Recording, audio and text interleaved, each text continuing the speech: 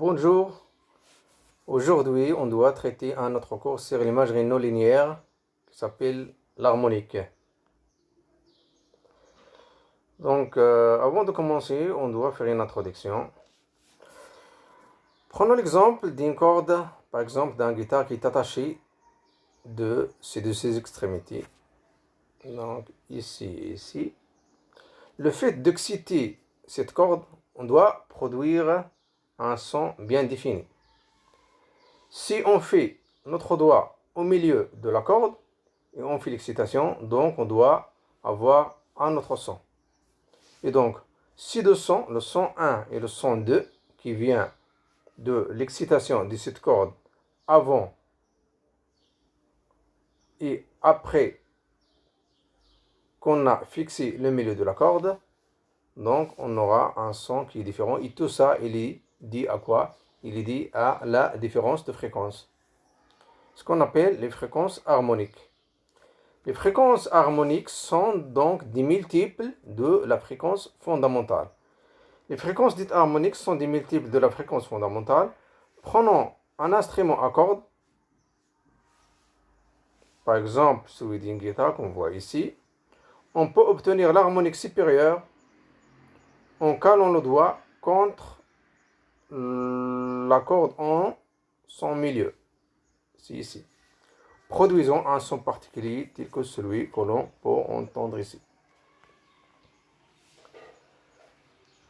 Donc le principe d'imagerie harmonique, ça veut dire, on doit faire la comparaison entre l'imagerie par échographie ou bien ultrasonore conventionnelle et l'imagerie par ce qu'on appelle l'imagerie harmonique. La différence entre les deux, c'est quoi? En ce qui concerne l'imagerie conventionnelle, c'est celle qu'on a déjà vue. On a une sonde. Cette sonde-là, il émet des ondes ultrasonores d'une fréquence de 2 jusqu'à 5 MHz. Ces sondes-là, ils interagissent avec notre milieu, soit un vaisseau, ça veut dire qu'il contient des globules rouges, ou bien des autres structures sont matérialisées ici en point noir. Après réflexion, ici il est matérialisé en rouge. Donc cette réflexion des ondes ultrasonores, elles sont reçues par la sonde échographique et traitées pour avoir une image. Ce qu'on voit ici est que la fréquence d'émission des ondes ultrasonores est égale à la fréquence de réception des ondes ultrasonores. Donc il n'y a aucune modification de la fréquence lors de l'émission et de la réception. Et ça, c'est ce qu'on appelle l'imagerie conventionnelle. Par contre, en imagerie harmonique, on excite notre milieu par une onde ultrasonore de 2 MHz. Voilà, donc notre onde d'une fréquence de 2 MHz. On doit y avoir en résultat une réflexion des ondes ultrasonores de 2 MHz et aussi des ondes ultrasonores de 4 MHz. Et donc, qu'est-ce qu'on fait? On fait un filtrage. Ça veut dire on doit prendre seulement ici la fréquence double, c'est de l'ordre de 4 MHz. Et l'exploitation des ondes ultrasonores de 4 MHz, c'est celles qui doivent participer à la formation de l'image. Et ça, c'est ce qu'on appelle l'imagerie harmonique. Ça veut dire on a pris une fréquence supérieure à la fréquence d'émission. La fréquence d'émission s'appelle la fréquence fondamentale. Par contre, la fréquence, les autres fréquences, par exemple ici 4 MHz, s'appelle l'harmonique.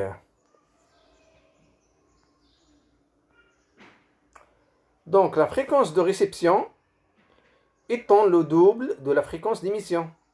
On détecte essentiellement le signal provenant des microbilles très supérieures à celles des tissus solides dont la résonance est faible. Ça veut dire microbilles. Ça veut dire lorsqu'on travaille avec un produit de contraste échographique qu'on injecte dans un vaisseau, ce produit de contraste il se manifeste à l'intérieur du vaisseau par ce qu'on appelle des microbilles. Voilà donc ce qu'on dit en ce qui concerne la réflexion linéaire. la réflexion linéaire, on a l'onde d'excitation, ou bien l'impulsion d'excitation, et ici l'impulsion, ou bien l'écho à la réception. Donc, l'impulsion à l'excitation, elle présente une fréquence bien déterminée. Après réception, on doit y avoir un écho dont la fréquence est égale à la fréquence d'émission. Et c'est la base de l'imagerie conventionnelle échographique en mode B. Par contre, en ce qui concerne la réflexion non linéaire, on fait ici une excitation par une impulsion bien déterminée, dont la fréquence c'est de F. Après réflexion sur les différents tissus dans lesquels il se propage, on doit y avoir quoi? On doit y avoir un écho, mais dont la fréquence elle est différente de la fréquence d'émission. Donc, le réseau de fréquences, donc, il est matérialisé par un ensemble de pics que vous voyez dans le schéma. Il y a la fréquence fondamentale F qui est égale à la fréquence d'émission. Puis, il y a d'autres fréquences qui sont le double ou bien le triple et ainsi de suite de la fréquence fondamentale de F, 3F, 4F et ainsi de suite. Ou bien dans l'autre sens, 1 demi-F, 1 3 et 1 3F et ainsi de suite. Donc, les réflecteurs tessulaires, ils s'appellent dans ce cas des réflecteurs non linéaires. Exemple, par exemple, des microbilles en oscillation ou bien des microbilles qui s'éclatent. Ça veut dire microbilles, ça veut dire dans le cas où on injecte des produits de contraste qui sont constitués par des microbilles qui circulent à l'intérieur d'un vaisseau. Ces microbilles-là, ça peut donner ce type de réflexion non linéaire. Voilà ici, toujours le même principe. La plupart des tissus biologiques présentent un comportement non linéaire vis-à-vis des ultrasons. Les pics positifs de pression se propagent à plus grande vitesse que les pics négatifs. Voilà une sonde. Voilà notre vaisseau ultrasonore. Ici, à la sortie de la sonde ultrasonore, on a notre pic positif et négatif de l'onde ultrasonore. Au cours de leur propagation à l'intérieur des tissus, ces impulsions-là changent de forme en une impulsion se forme des dents de scie. Et donc, ce changement de forme de l'impulsion ultrasonore lorsqu'elle se propage à l'intérieur des tissus, donc ça montre qu'il y a une réponse non linéaire des tissus traversés. Donc la plupart des tissus biologiques présentent un comportement non linéaire vis-à-vis des ultrasons. Les pics positifs de pression se propagent à plus grande vitesse que les pics négatifs. Voilà ici les pics positifs, en bas les pics négatifs. En effet, c'est l'effet de la pression acoustique. Les tissus présentent des variations locales transitoires de densité, donc de célérité des ultrasons. Ce phénomène est à l'origine du comportement non linéaire des tissus. Donc, on résume, un comportement non linéaire des tissus se manifeste par le changement de la forme de l'impulsion ultrasonore d'émission qui se propage à l'intérieur du tissu. Exemple, comme vous voyez ici, il a la forme à la sortie de la sonde. Après propagation, il y a là une autre forme. Donc, le fait de changer la forme de votre impulsion, automatiquement, il y a changement de fréquence. Et les fréquences qui sont nées, ce sont des fréquences harmoniques. Donc, ce comportement non linéaire a pour conséquence une distorsion progressive de la forme de l'impulsion ultrasonore qui, d'une forme sinusoïdale, ici, devient à peu près en dents de scie, la forme de dents de scie. Ce spectre s'enrichit alors en fréquences multiples et sous-multiples de la fréquence fondamentale.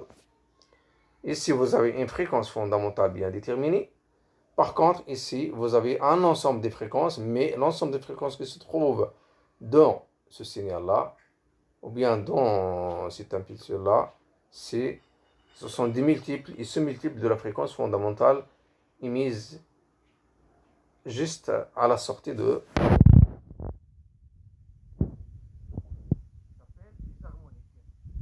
Donc, bien évidemment, ce comportement est variable selon les tissus, selon le modèle d'élasticité, ça veut dire selon le type de tissu qu'on a.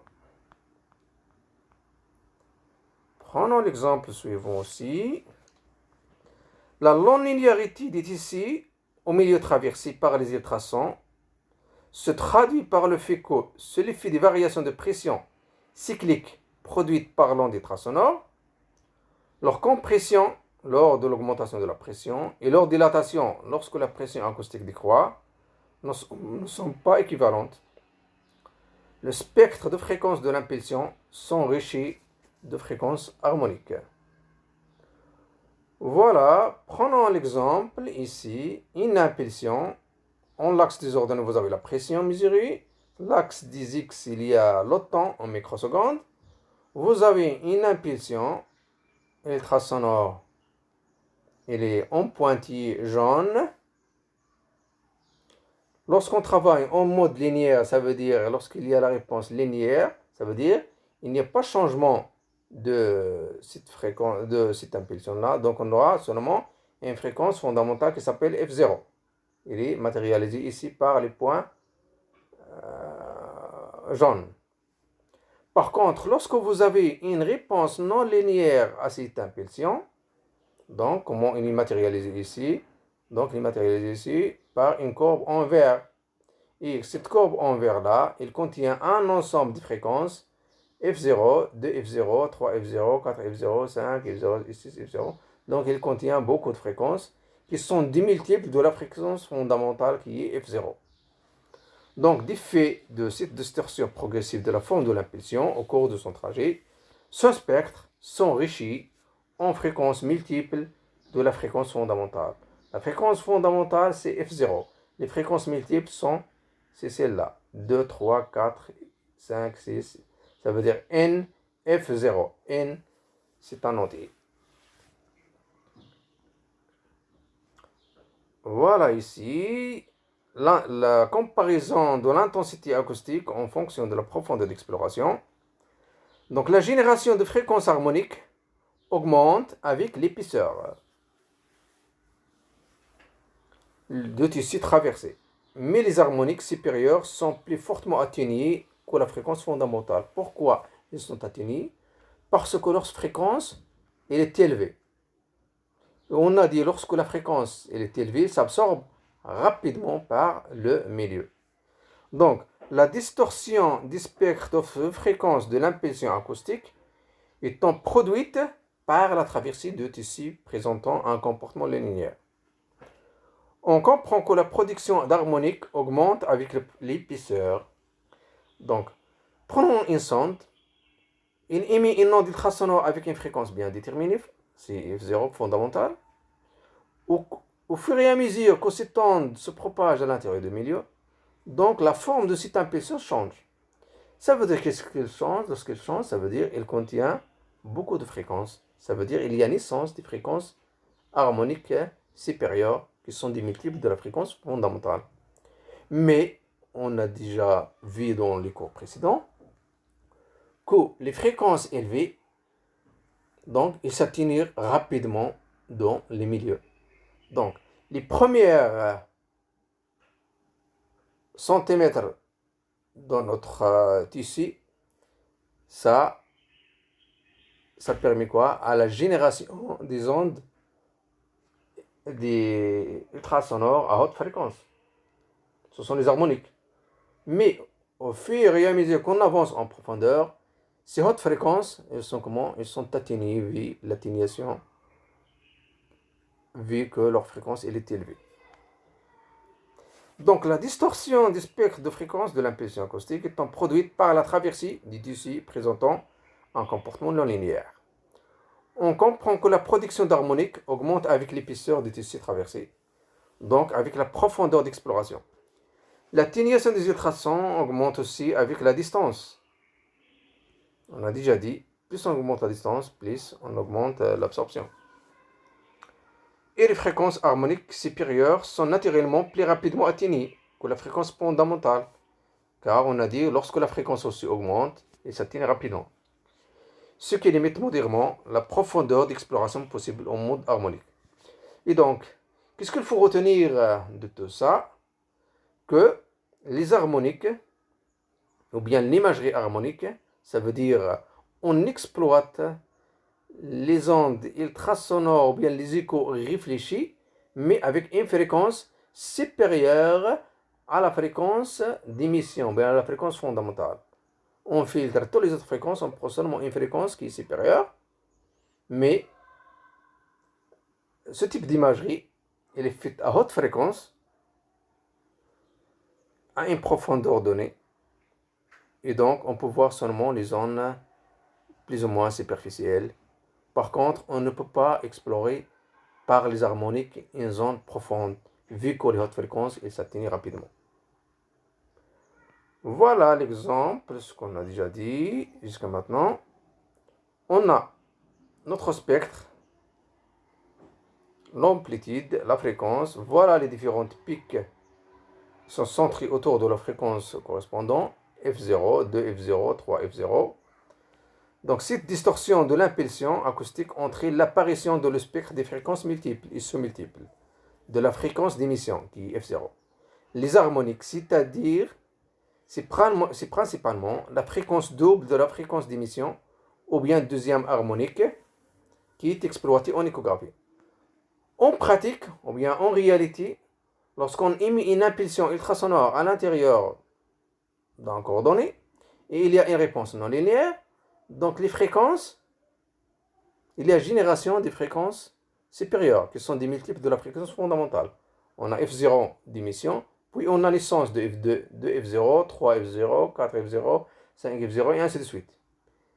Mais en pratique, les échos réfléchis qu'on retient pour faire une imagerie harmonique par le mode harmonique en échographie, on prend seulement, c'est la fréquence de F0.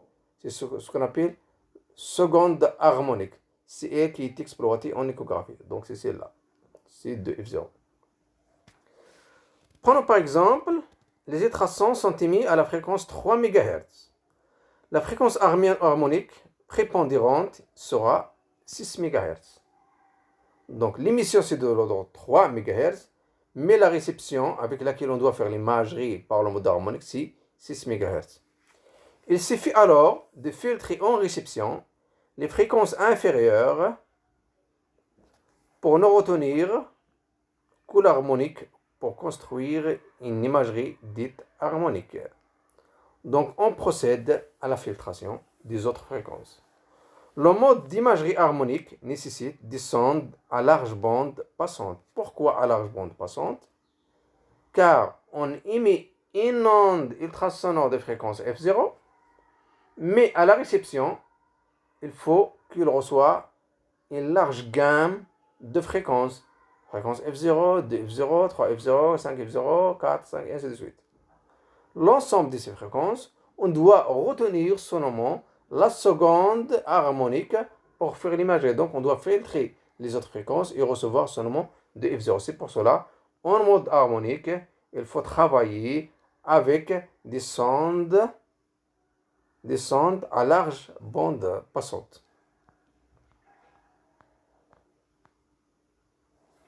Voilà ici un exemple d'élimination de la fréquence fondamentale.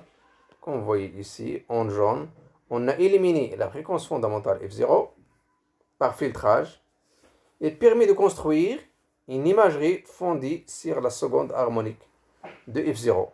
Les autres harmoniques se situent généralement au-delà de la bande passante de la sonde. Donc, celle-là, F0, elle est reçue par la sonde, mais elle est filtrée. Et on reçoit aussi seulement de F0. Par contre, les autres 3, F0, 4, 5, 6, ils sont au-delà de la bande passante. Ce filtrage passe-haut ne retient en réception que les signaux centrés sur la fréquence harmonique. Donc, proche du double de la fréquence d'émission dite fondamentale. Voilà la fréquence fondamentale F0 qui est filtrée et on doit recevoir seulement le de F0 qui est généré à l'intérieur de la tissu par le comportement non linéaire des tissus. Voilà, c'est ça ce qu'on appelle l'imagerie en mode harmonique. Maintenant, pourquoi on fait une imagerie en mode harmonique? En imagerie échographique conventionnelle, comme on l'a déjà dit dans les chapitres précédents, c'est une imagerie, ce qu'on appelle fondamentale. On prend seulement la fréquence d'émission F0, c'est qui est fondamentale. Notre faisceau, comme on a déjà dit, il a cette forme-là, une partie qui est centrale, puis des lobes latéraux. Et comme on a dit, parmi les problèmes des lobes latéraux, c'est une dégradation de la qualité de l'image. Donc, en imagerie échographique conventionnelle, les lobes latéraux des vaisseaux ultrasonores ont pour conséquence de dégrader la qualité de l'image échographique, notamment en incluant les échos de structures se trouvant hors de l'axe des vaisseaux, mais sur le trajet des lobes latéraux.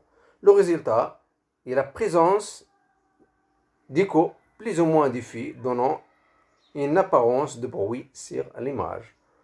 On a une sonde, on a le lobe principal, on a les lobes latéraux, on a des structures qui se trouvent latéralement, ici, ici. On a la structure principale qui est en rouge cerclé. Donc, lorsqu'on fait une imagerie échographique, ce qui nous intéresse, c'est l'imagerie qui se trouve sur l'axe du vaisseau. Mais en pratique, dans le cas de l'imagerie classique, on a l'image de la partie centrale de ce cercle-là et l'image de cet objet-là et de celui-là qui sont faits par les lobes latéraux. Donc le résultat c'est quoi? C'est une image là où il y a le cercle, mais avec un bruit dans lequel il est noyé. C'est ça le problème de l'imagerie fondamentale. Par contre, lorsqu'on utilise l'imagerie harmonique, donc il y a atténuation de ces lobes latéraux, donc on aura une imagerie qui sera nette.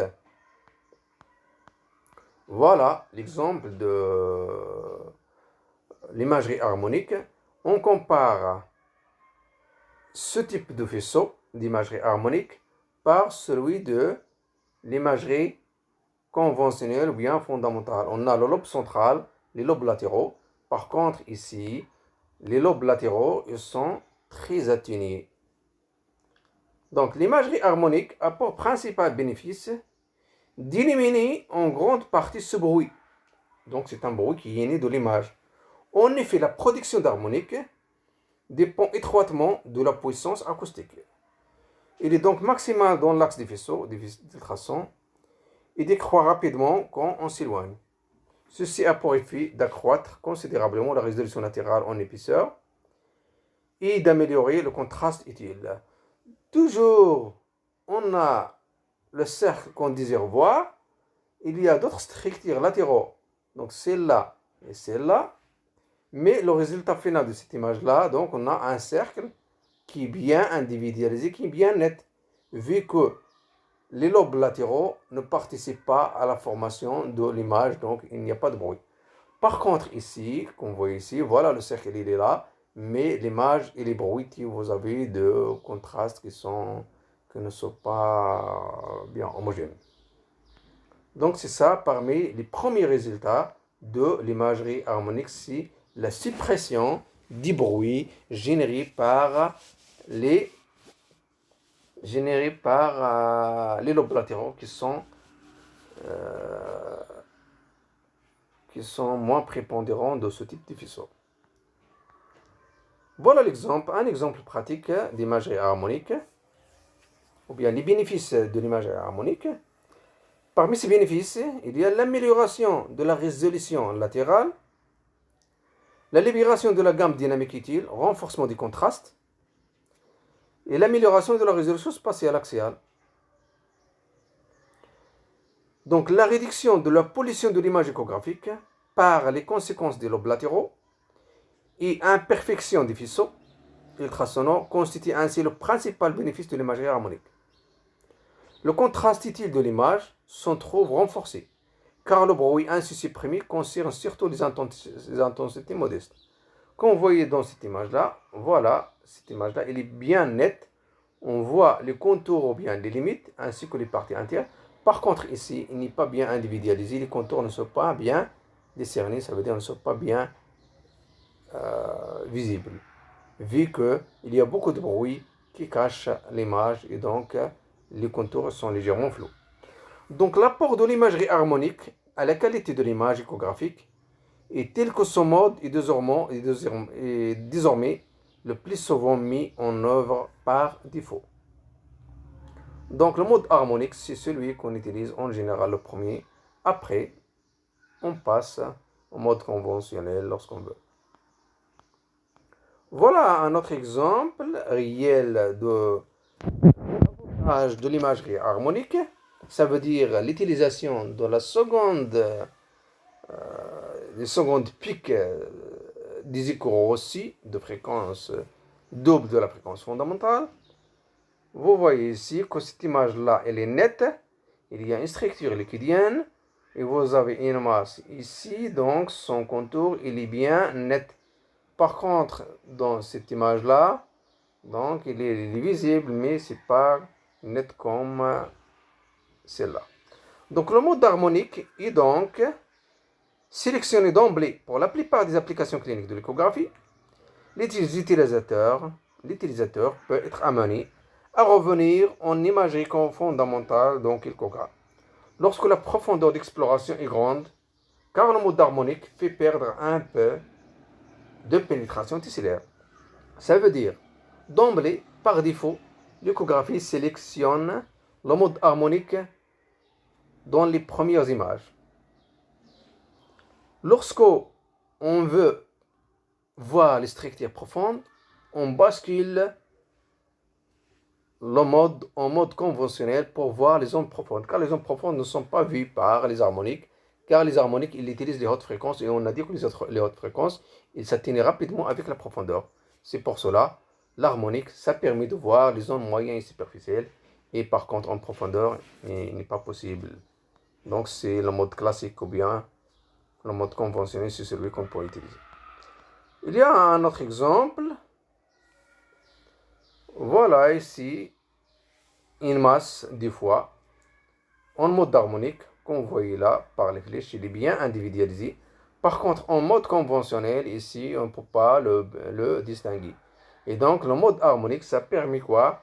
D'améliorer la résolution latérale et la réduction de la gamme dynamique, renforcement de contraste, comme on voit ici, l'harmonique par rapport au conventionnel, et l'amélioration de la résolution axiale, sans accroissement de l'intensité acoustique émise.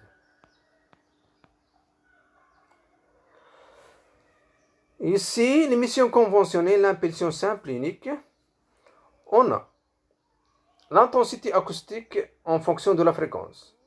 Donc, il y a toujours la fréquence fondamentale et les fréquences des harmoniques. Ça veut dire que ce sont les fréquences multiples de la fréquence fondamentale. Ce qu'on voit ici, qu'il y a chevauchement partie des bandes de fréquence fondamentale et harmonique. Voilà les bandes de fréquence fondamentale et les bandes de fréquence harmonique. Donc, il y a un chevauchement ici. Donc, il y a chevauchement partie des fréquences, des bandes de fréquence, des branches de fréquence fondamentale et harmonique qui dégradent l'image, car on prend une partie de l'harmonique et une partie de fondamentale. Donc, c'est une proportion. Ou bien c'est une pondération. Le scénario aussi, c'est une pondération de l'harmonique et le fondamental. Cependant, l'imagerie harmonique n'est pas la panacée universelle. il fait perdre un peu de pénétration tessulaire. Il peut donc être en échec aux grandes profondeurs d'exploration. Mais la séparation harmonique fondamentale ne peut être parfaite. Comme vous voyez ici, hein, on ne peut pas séparer 100% le fondamental par rapport à l'harmonique.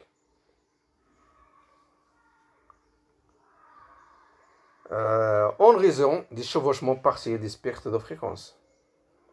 Des modalités complémentaires d'émission ultrasonore et de traitement des signaux ont été développées. Donc il y a des programmes et des logiciels ainsi que des modalités techniques qui permettent de favoriser la séparation des deux fondamentales et les harmoniques ou bien d'améliorer cette séparation. Voilà, jusqu'à maintenant, on a parlé de quoi? Des harmoniques et leur avantage sur la qualité de l'image. Maintenant, on doit parler comment on doit faire produire une image par les harmoniques. Donc, il y a la technique, ce qu'on appelle la technique d'inversion de phase. Donc, comme vous voyez dans ce schéma-là, on peut le diviser en deux parties. Il y a les graphiques de gauche et les graphiques de droite. Les graphiques de gauche, ils représentent quoi? Ce sont les impulsions, ça veut dire ce qu'on émet. Et les graphiques de droite, ce sont les échos, ça veut dire les échos, les ultrasons reçus. Donc, qu'est-ce qu'on fait? La principale modalité répondant à cette question est l'inversion de phase de l'impulsion. Pulse inversion. L'émission ultrasonore est réalisée par paire d'impulsions. Donc, la sonde échographique, qu'est-ce qu'elle fait? Elle envoie deux impulsions. Impulsion 1 et impulsion 2. Mais, l'impulsion 1 et l'impulsion 2, ils sont comment? Ils sont en inversion de phase. Si par exemple, la première impulsion, il a une amplitude maximale, la deuxième, il a le minimal. Si la deuxième, il a une amplitude minimale, la deuxième, il est maximale. Donc, ils sont en inversion de phase. Donc, on voit toujours une paire d'impulsions, paire 1 et 2. La seconde étant de forme identique à la première, mais en opposition de phase. Donc, ils sont identiques, mais la différence, c'est seulement la phase. C'est en opposition de phase. Si la réponse tessulaire aux variations de pression acoustique est linéaire, les deux échos produits par la réflexion de la première et de la deuxième impulsion acoustique sont parfaitement symétriques. Et leur soustraction algébrique produit un résultat nul ou presque. Voilà, prenons l'exemple lorsque notre milieu a une réponse linéaire. On envoie une impulsion 1, donc on a l'impulsion, voilà l'écho reçu. Il a cette forme-là. On envoie l'impulsion 2, toujours en opposition de phase. Voilà notre résultat après réflexion. Voilà après réflexion, toujours en opposition de phase. Donc, l'impulsion 1 plus l'impulsion 2, donc, il donne la somme de 1, donc il vaut un signal nul. Et c'est la même chose pour les échos reçus 1 et 2, leur somme il est nulle ou bien presque nulle. Et donc, lorsque notre milieu a une réponse linéaire, lorsqu'on envoie les deux impulsions 1 et 2 en inversion de phase, on ne reçoit rien. Ça veut dire surtout la somme des échos 1 et 2, il vaut donc presque un signal nul. Donc, les deux échos produits par la réflexion de la première et de la seconde impulsion acoustique sont parfaitement symétriques et leur soustraction algébrique produit un résultat nul ou bien presque nul. Ça, c'est l'exemple de une réponse linéaire de votre tissu. Voilà, on résume ici. Imagerie en inversion de phase et de pulse. Voilà. On a une réflexion linéaire, le tir 1 et le tir 2, toujours en opposition de phase. Ils ont la même forme, mais en opposition de phase. Le résultat sont l'écho 1 et l'écho 2. La somme, c'est quoi? c'est nul. Par contre, lorsque votre milieu a des réflecteurs non linéaires, ou bien a une réponse non linéaire, on envoie l'impulsion 1 et l'impulsion 2. On reçoit l'écho 1 et l'écho 2, mais en inversion de phase. Leur somme, il vous donne un signal qui n'est pas nul. Et ce signal-là, c'est celui qui doit être traité pour former l'image en harmonique. Voilà, on doit expliquer cette partie-là des réflecteurs non linéaires dans cette image-là. C'est ça le principe de l'imagerie harmonique lorsque le milieu a une réponse non linéaire. Voilà la première impulsion. Voilà la deuxième impulsion en opposition de phase. Leur somme à l'émission est nulle. Après réflexion, l'impulsion 1, il vous donne une écho 1. L'impulsion 2, il vous donne une écho 2. Mais leur somme n'est pas nulle. Donc, lorsque le milieu a une réponse non linéaire, la somme de ces deux échos n'est pas nulle. Par contre, lorsque le milieu a une réponse linéaire, la somme des deux est nulle, comme vous voyez ici. Nulle ou bien presque nulle. Donc, la réponse tessellulaire est non linéaire, donc ça s'accompagne d'une modification du spectre de fréquence. La distorsion de l'impulsion n'est pas symétrique en compression et décompression. Et les échos sont donc en forme différente, de sorte que leur soustraction algébrique donne un résultat différent de 0. Ce mode d'imagerie par double impulsion en inversion de phase permet de distinguer parfaitement les milieux de comportement non linéaire. Il est donc parfaitement adapté à l'utilisation des produits de contraste. Donc, lorsqu'on travaille avec une échographie, avec injection de produits de contraste, le principe de formation de l'image, il est basé sur l'imagerie harmonique par la technique d'inversion de phase. Voilà un exemple d'imagerie harmonique avec inversion de phase. À gauche, c'est mode biconventionnel, fréquence fondamentale. À droite, c'est le mode harmonique en inversion de phase. L'inconvénient, c'est quoi? C'est la réduction de la cadence d'image, donc sensibilité aux artefacts de mouvement. Donc ici, c'est un exemple sur un petit kyste, un petit rein avec kyste cortical. Voilà le petit rein qu'on voit ici, cette zone-là. Voilà le kyste cortical qu'on voit sur ce petit disque noir. C'est un cercle, c'est un kyste. En imagerie harmonique, on peut voir le rein d'une manière nette, ainsi que le kyste, il est bien visible, par comparaison à l'imagerie fondamentale. Voilà, donc, l'imagerie harmonique, mode d'autofocalisation. Les lobes latéraux ne contribuent pas à la formation d'une imagerie en harmonique, car en conventionnel, voilà notre faisceau. En harmonique, voilà notre faisceau qui est très fin. Ici, il y a la participation des lobes latéraux, par contre ici, non. Et comme vous voyez ici, voilà la sonde, voilà par exemple le foie, voilà votre faisceau en imagerie normale. Ici, en imagerie harmonique qui est très fin. La résolution latérale est améliorée pour l'harmonique par rapport au conventionnel.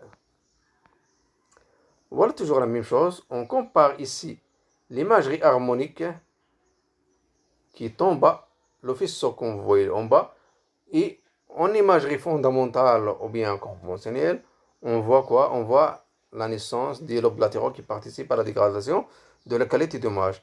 Donc, lorsqu'on utilise ce type d'imagerie conventionnelle ou fondamentale, voilà le résultat. Lorsqu'on utilise le mode harmonique, le deuxième ici, voilà le résultat. Si on compare ces deux images, on voit que celle-là, elle est plus nette que celle-là, car on a les contours, ils sont bien individualisés. Donc, c'est la même chose ici. Donc, l'impact en imagerie, lorsqu'on utilise l'harmonique, donc, premièrement, meilleure résolution axiale. Pulse court, sauf pour l'imagerie de deuxième harmonique. Basse fréquence. Meilleure résolution latérale, ça veut dire meilleure focalisation. Réduction des artefacts, car réduction des lobes accessoires. Image plus dure, limitée en profondeur. Plus grande sensibilité de détection des lésions. Meilleure caractérisation et délimitation des lésions kystiques. Nodèle hyperacogène, structure vasculaire. Meilleure délimitation kystique et nodèle hyperacogène, comme on a déjà vu ici. Maintenant, voilà. La structure kystique, il est bien visible par rapport au fondamental. Ainsi que une structure, comme on a déjà dit, une masse, par exemple, au niveau du foie, il est bien visible ici, ou bien son nodule là, par rapport à celui du foie dans l'imagerie normale ou bien conventionnelle. Donc, c'est ça parmi les avantages de l'imagerie harmonique. Donc, on a fini par l'imagerie harmonique. Maintenant, on doit parler un petit peu de l'exploitation de l'imagerie harmonique, surtout pour les produits de contraste en échographie. Voilà, les produits de contraste. L'histoire des produits de contraste en ultrasonographie est plus ancienne que celle de l'imagerie harmonique. Mais l'histoire de l'imagerie harmonique est indissociable de ces produits de contraste, puisque l'imagerie harmonique a été imaginée précisément pour l'exploitation des produits de contraste. Il s'est avéré ensuite que l'imagerie harmonique était exploitable aussi sans utilisation de produits de contraste. Donc, l'imagerie des produits de contraste, donc c'est seulement une partie de l'imagerie en harmonique. L'imagerie en harmonique, c'est une imagerie en général. On peut l'utiliser sans utilisation de produits de contraste. Dès le début de l'échocardiopathie clinique, les cardiologues avaient noté que l'injection intraveineuse de sérum physiologique agité avec une petite quantité d'air produit de petites bulles d'air dont le passage dans les cavités cardiaques était visible et enregistrable. Cette méthode a donc été utilisée en premier lieu pour la mise en évidence des communications droite et gauche. De nombreux laboratoires pharmaceutiques ont ensuite entrepris de développer des produits injectables susceptibles de renforcer le signal échographique. Donc, lorsqu'on injecte un produit en contraste, donc, on amplifie le signal échographique. Les premiers disponibles, prenons le cas de France, c'est le Covest. Il comportait des microbules d'air dont la taille était telle que ne pouvait franchir la circulation capillaire pulmonaire. De sorte que les indications restaient la mise en évidence des communications intracardiaques. D'autres agents de contraste ultrasonore ont été développés avec l'objectif de franchir la circulation capillaire pulmonaire, donc avec des microbules en microsphère de l'ordre de 7 micromètres de diamètre, et de rester présents et exploitables dans la circulation systémique durant plusieurs minutes. Lorsqu'on injecte un produit de contraste qui est formé par des microbules, donc on peut étudier par exemple les cavités cardiaques, surtout lors de la recherche des communications. Et donc ces microbules-là, des produits de contraste, ils ont une taille très fine, de l'ordre de micromètres. Voilà un exemple.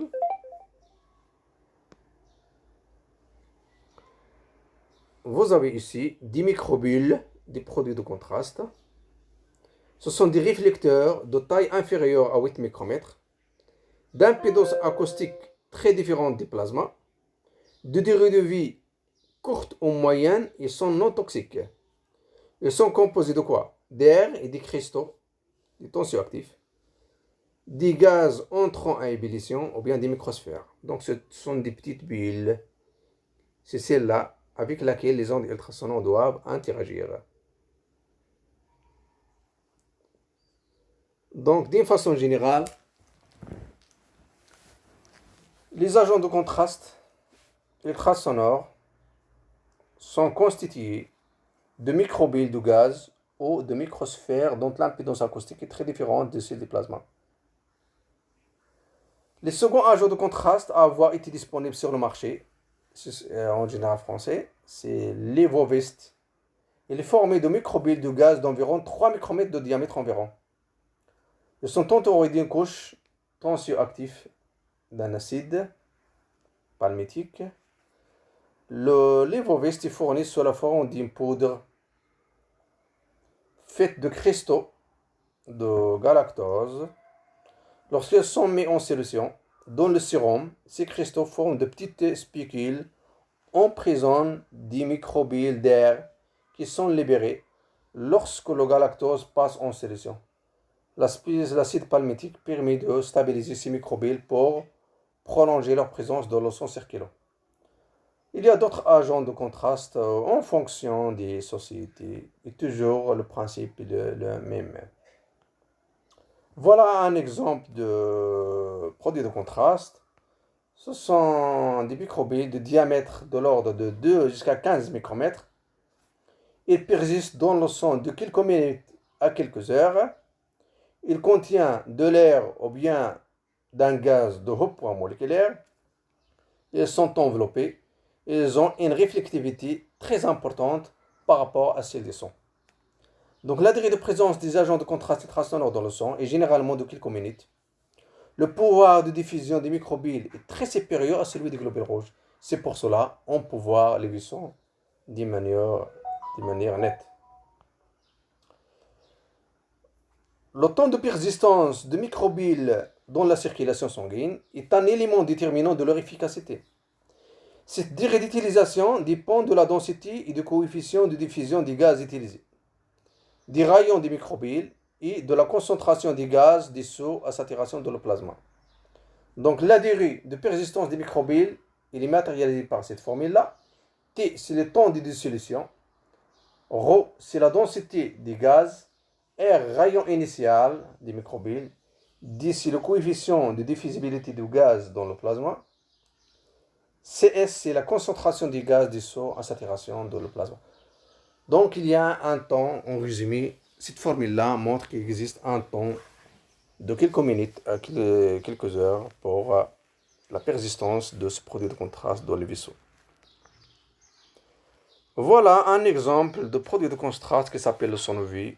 Comme vous voyez là, voilà un vaisseau, voilà le produit de contraste, voilà les globules rouges. Et donc, c'est un gaz peu soluble dans l'eau, mais soluble dans les solvants organiques. On peut donc obtenir à partir d'une solution la formation enzyme de microbilles lorsque la solution est mélangée au sérum physiologique et agité. Cette faible solubilité dans le plasma assure la relative stabilité des microbilles.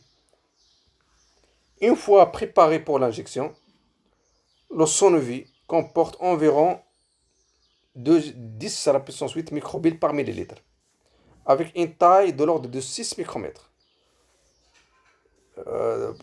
Pour 90% d'entre elles et inférieure à 11 micromètres pour 99%. Ce sont des petites structures de l'ordre des micromètres qui se trouvent à l'intérieur du sang et leur rôle c'est quoi? C'est d'agir ou bien d'augmenter le signal réfléchi lors d'interaction avec les ondes ultrasonores émises. Maintenant le produit de contraste, les bulles. Le comportement des microbilles dans le faisceau ultrasonore dépend de la puissance acoustique. Jusqu'à maintenant, on a parlé de la structure de produit de contraste, comment il est et comment il se présente à l'intérieur du son. Maintenant, on doit parler du comportement des produits de contraste avec ces microbilles, des ultrasons émis avec ces microbilles. Ça veut dire les interactions rayonnement-matière. Mais la matière ici, ce sont les microbilles. Donc, en fonction de la puissance émise, on peut avoir un comportement bien défini. À puissance faible des ultrasons, on a l'oscillation de volume. À puissance moyenne, vous avez quoi? Vous avez les vibrations harmoniques des microbilles.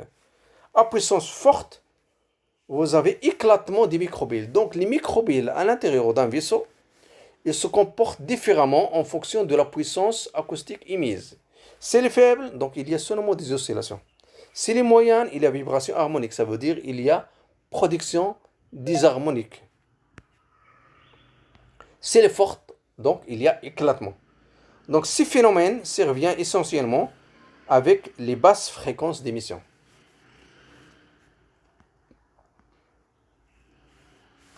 Donc sous l'effet des variations de pression acoustique dans le faisceau ultrasonore, les microbilles présentent des déformations, alternance, compression, décompression, dépendant de la puissance acoustique. À faible puissance acoustique, les microbilles présentent une dilatation lorsque la pression diminue et une contraction lorsqu'elle augmente. Leur effet sur l'imagerie est essentiellement lié à leur fort pouvoir diffusant. Donc, ils diffusent les rayonnements ultrasonores. À puissance acoustique moyenne, les déformations étant asymétriques, comportement non linéaire, ces oscillations entraînent l'apparition de fréquences harmoniques. Comme on a dit ici, hein? C'est la deuxième. L'imagerie harmonique permet donc d'en tirer les meilleures parties en visualisant spécifiquement le son circulant quand on a le produit de contraste et on élimine les autres échos. On a déjà parlé de ça dernièrement sur l'importance de l'imagerie harmonique. Donc lorsqu'on veut travailler avec l'imagerie harmonique avec le produit de contraste, il faut travailler avec une puissance moyenne. Mais à forte puissance, avec un indice mécanique proche de 1 ou bien supérieur à 1, l'insonation provoque l'éclatement des microbilles, générant un signal bref et très forte intensité. C'est l'imagerie destructive dont l'usage doit rester prudent en raison des phénomènes acoustiques et thermiques locaux. Ce sont des problèmes mécaniques et thermiques qui l'entraînent. Cet éclatement provoque, après une brève phase d'exacerbation du contraste, sa disparition, suivie de réapparition en fonction de la perfusion tissulaire. Sur ce principe, qui est fondé l'utilisation de flash pour détruire le produit de contraste, puis enregistrer sa réapparition pour évaluer la perfusion tissulaire. Donc, à puissance acoustique élevée et présence de produits de contraste, on s'intéresse à quoi?